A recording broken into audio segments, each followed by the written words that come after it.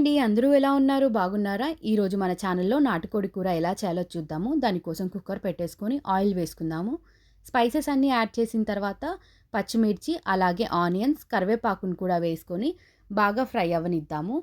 ఆ తర్వాత ఇందులోకి టమాటోస్ వేసుకొని, అందులోకి అల్లం వెల్లుల్లి పేస్ట్, అలాగే పసుపు, కారాన్ని కూడా వేసుకొని ఒకసారైతే బాగా కలుపుకుందామండి.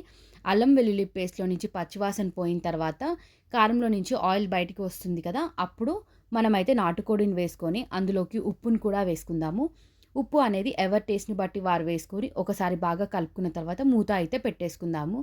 ఒక 10 నిమిషాల పాటు నాటుకోడినైతే ఫ్రై చేసుకున్న తర్వాత ఇందులోకి సరిపడా వాటర్ వేసుకోవాలి. ఆ తర్వాత గరం మసాలాను కూడా వేసుకొని ఒకసారైతే బాగా కలుపుకున్న తర్వాత ఇందులోకి కొత్తిమీర కూడా వేసుకొని మనమైతే కుక్కర్‌నైతే క్లోజ్ చేసుకుందామండి.